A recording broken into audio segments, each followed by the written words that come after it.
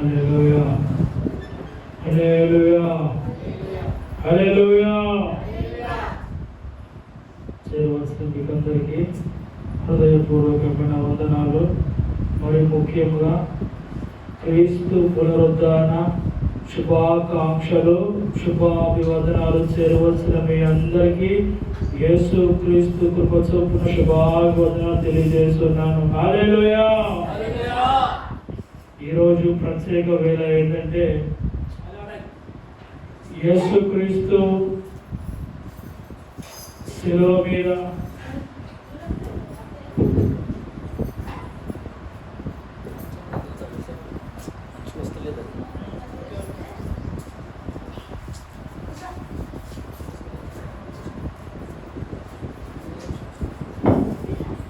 దేవుని స్తోత్రం.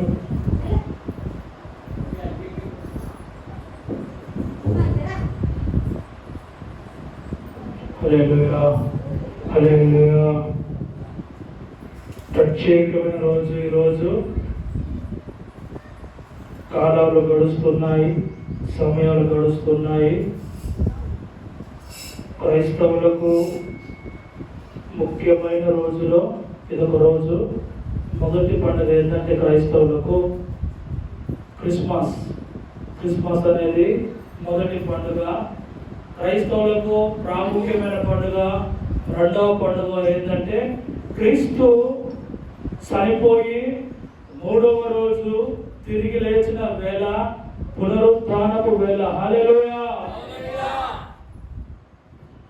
ఇశ్రాయేలు దేశంలో దావీదు పట్టణమందు నేడు రక్షకునిగా పుట్టి గొల్గొత కొండ వరకు 33.5 సంవత్సరాల సమయంలో ప్రభువు ఎన్నో అద్భుతాలు జరిగించాడు, ఎన్నో ఆశ్చర్యకార్యాలు జరిగించాడు. ఈ 33.5 సంవత్సర కాలంలో ప్రభువు చేసిన ఆశ్చర్య కార్యాలు చూసిన వాళ్ళే, ప్రభువుతో ఉన్నవారే, ప్రభువుతో బోధన చేసిన వారే, ప్రభువుతో తిరిగిన వారే, ప్రభువుతో సహవాసం చేసిన వారే ఒకానొక సమయం వచ్చేసరికి ప్రభువుని విడిచిపెట్టి ప్రతి ఒక్కరు పారిపోయి ఉన్నారు. పేతురు అంటాడు, ప్రభువా నేను నీకు ప్రాణం పెడతాను ప్రభువా, ఎవడు నీ మీదకి వచ్చేది అని పేతురు అంటే, ప్రభువు అంటాడు, పేతురు కోడి కూయక ముందే నీవు నన్ను ఎరుగవని ముమ్మారు నువ్వు. ఆ వేళ జరిగింది. పేతురు ప్రభువు చెప్పిన విధంగానే అబద్ధమాడి, ప్రభు ఎవరో నాకు తెలియదు అని అబద్ధమాడాడు. ఈ రోమా ప్రభుత్వము ప్రభువు చేస్తున్న ఆశ్చర్య కార్యాలు, ప్రభువు చేస్తున్న కార్యాలు చూసి భరించలేక ప్రభువుకు శిక్ష వేయాలని ప్రభువును బందిపోటు దొంగగా తీసుకొని వచ్చారు. ఆ వేళ గెత్సెమనే తోటలో ప్రభువుని ఒంటరిగా వదిలేసి అందరూ పారిపోయారు. శుక్రవారం యేసుక్రీస్తును బంధించి కొరడాలతో కొట్టి మాంసముని చీల్చి ఒక్కొక్క కొరడా కొడుతుండగా అంత మాంసం ముద్ద చీలవచ్చే రోమా ప్రభుత్వం కొరడాలతో. ఈ సందర్భాలన్నీ శుక్రవారం గుడ్ ఫ్రైడే సందర్భంగా సేవకులు మీకు వివరించారు. ఈరోజు ఉదయం తెల్లవారుజామున ప్రభువు శిలువ మరణాన్ని జయించి మృత్యును ఓడించి నజరేయుడు యేసుగా లేచి ఉన్నాడు. హల్లెలూయా హల్లెలూయా. ఎన్ని కోట్లిచ్చినా, ఎంత వెలగట్టినా ఎవరు ఇవ్వలేని రక్షణ భాగ్యాన్ని ప్రభువు మట్టి మనుషులమైన మనకు అనుగ్రహించి ఉన్నాడు. ఓ చేతిలో ప్రాణం, ఓ చేతిలో ప్రేమ.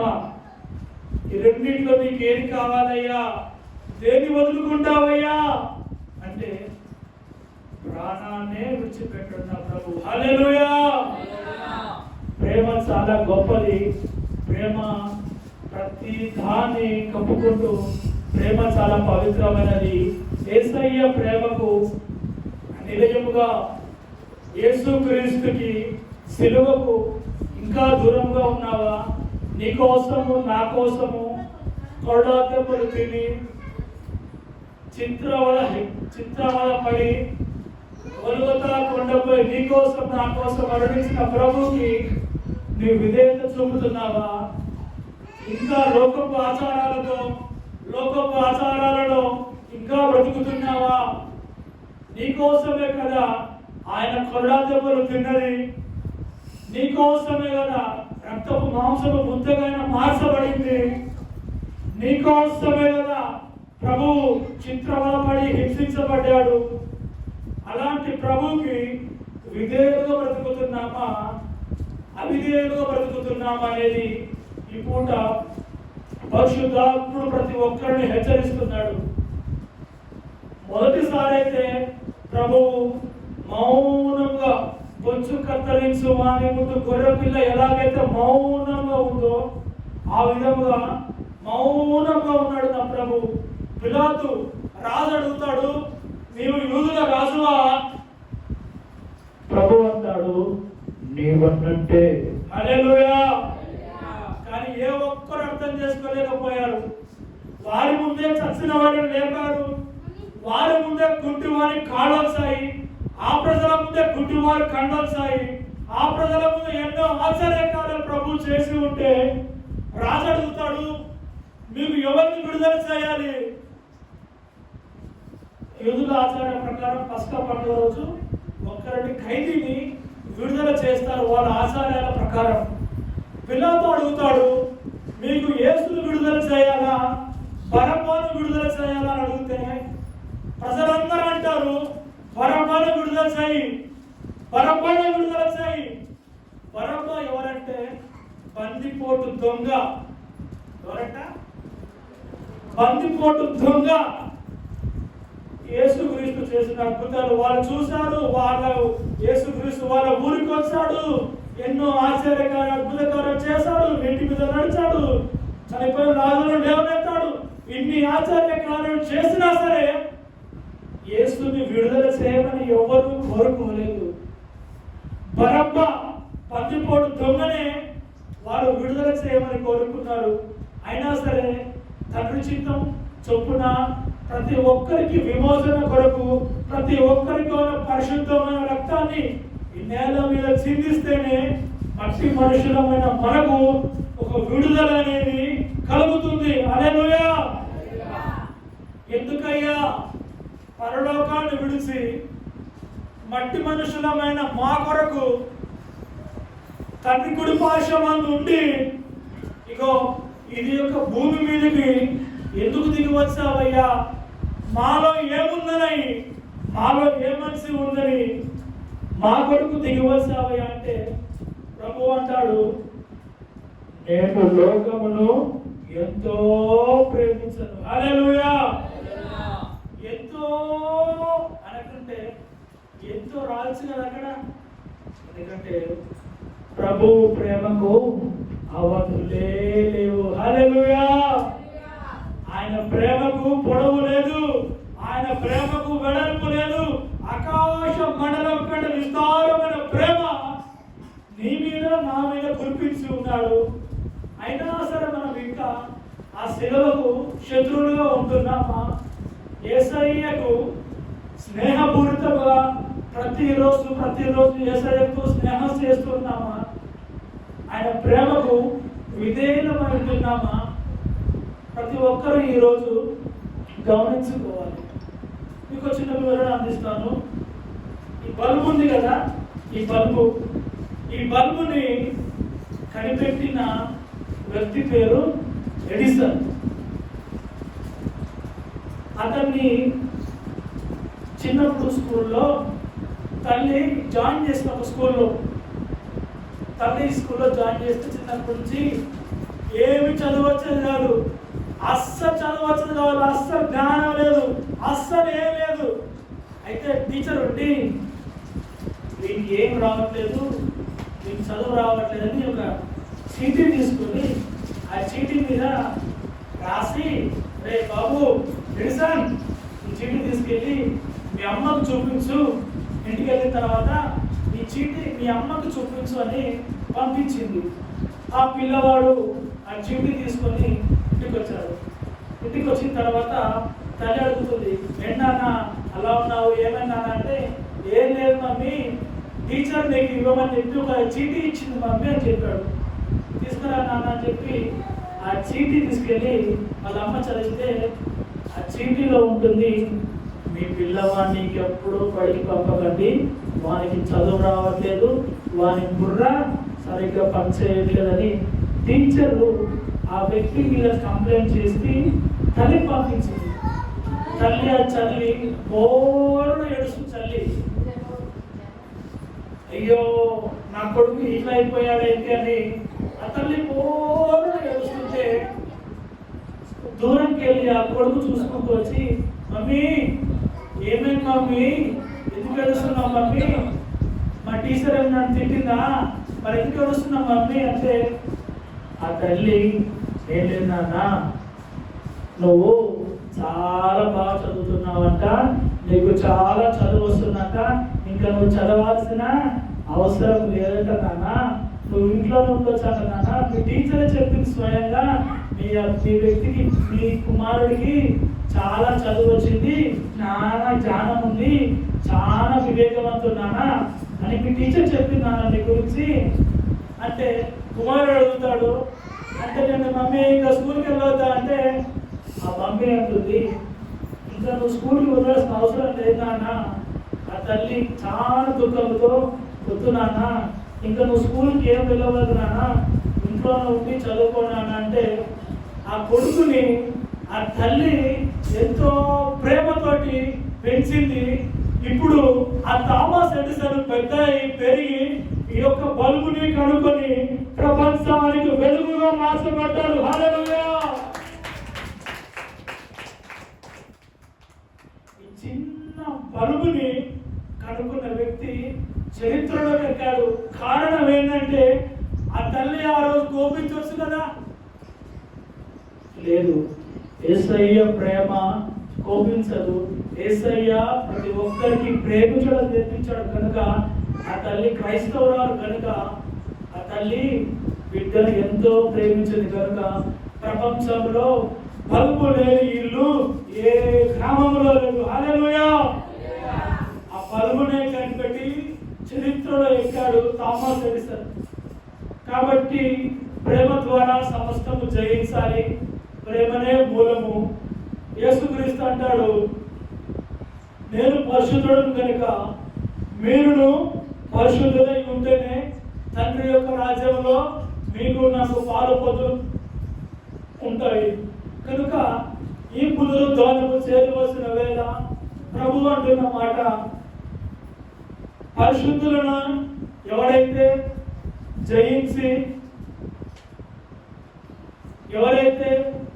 జయించి ఉంటారో, జయించు వారిని తండ్రి సింహాసనం ఎదుట నా యొద్ద కూర్చున్న పెడతను ప్రభు వాగ్దానం చేశాడు.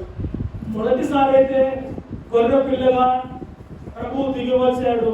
ఈసారి అయితే మహిమను ధరించి యూదా గోత్రపు కొదమ సింహముగా ప్రతి ఒక్కరిని పరలోకమునకు ఆయనతో తీసుకుని వెళ్ళటకు ప్రభు త్వరగా రాబోతున్నాడు. కాలము బహుగా చిన్నది, సమయము కొంచెమే. కాబట్టి ఈ కొంచెం సమయాన్ని ప్రతి ఒక్కరూ వినియోగించుకొని, ఎవరికే సాతాను గర్జించు సింహం వలె ఎవరిని మృంగుదానా తిరుగుతున్నాడు. సాతాను ఎవరిని మృంగుదానా తిరుగుతున్నాడు. కాబట్టి జాగ్రత్తగా వివేకము కలిగి ప్రతి ఒక్కరూ ఆయన రాజ్యమునకు సిద్ధపడాలని కోరుతున్నాను. ఎందుకంటే ఇదిగో త్వరగా వచ్చుచున్నాను. ప్రతి వాని క్రియల చొప్పున ప్రతిఫలం బహుమానము తీసుకొని వస్తున్నాను. సిద్ధపడండి. ఎప్పుడు ఎవరికి మరణము ఏ వేళ సంభవించునో ఎవరికి తెలియదు. కాబట్టి సేవకులు అన్నట్టుగా దీపము వెలుగు ఉండగానే నీ ఇంటిని చక్కదిద్దుకో. సమయం ఉండగానే సేవకు సహకరించు. సమయం ఉండగానే సేవకులకు సహకరించు. సమయం ఉండగానే బంధువులకు సహకరించు. ఆ సమయం తిరిగిపోయిన తర్వాత తిరిగి రాదు. సమయాన్ని బహు జాగ్రత్తగా వాడుకోండి. ప్రభువు త్వరగా రాబోతున్నాడు. మహిమను ధరించిన యోధులతో కలిసి వచ్చెదవు నా కోసమే. మహిమను ధరించిన యోధులతో కలిసి వచ్చెదవు నా కోసమే.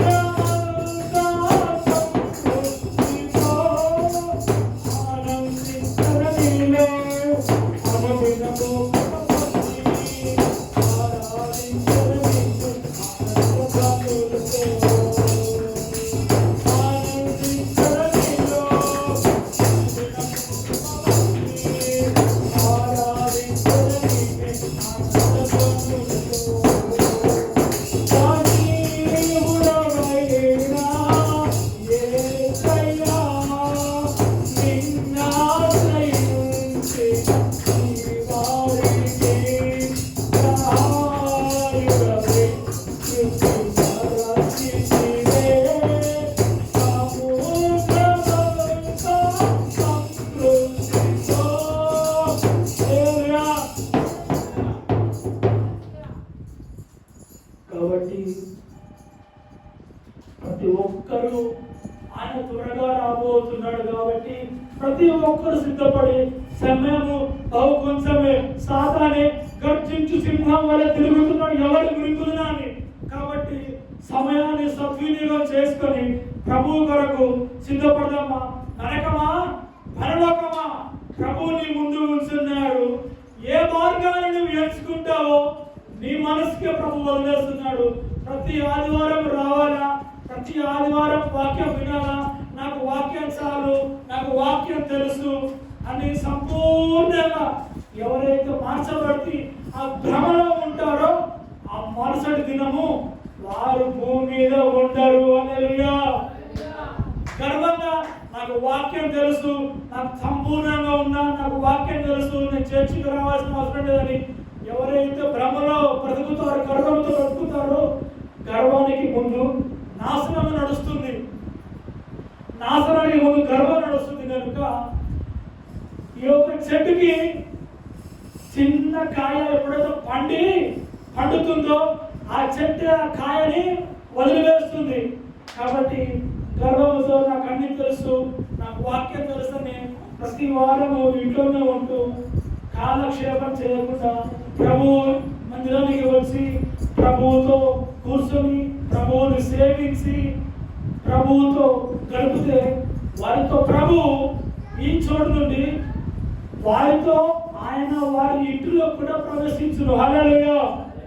కాబట్టి ఈ ప్రాంతానికి మందిరానికి వచ్చి ప్రభువుని ఈ చోటు నుంచి మీ ఇంటిలోకి కూడా ప్రభువు తీసుకొని వెళ్ళండి. ప్రభువు ఈ పునరుద్ధాన వేళ సిద్ధపడమని ఒక్కొక్కరికి వేడుకుంటున్నాడు. ఏ ఒక్కరికి ఎప్పుడు ఏమి జరుగుతుందో తెలియదు కనుక సిద్ధపడి ప్రభువు కొరకు ఎదురు చూడాలని కోరుకొచ్చు. నా యొక్క చిన్ని మాటలు యేసుక్రీస్తు నామములో ముగిస్తున్నాను. ఆమేన్.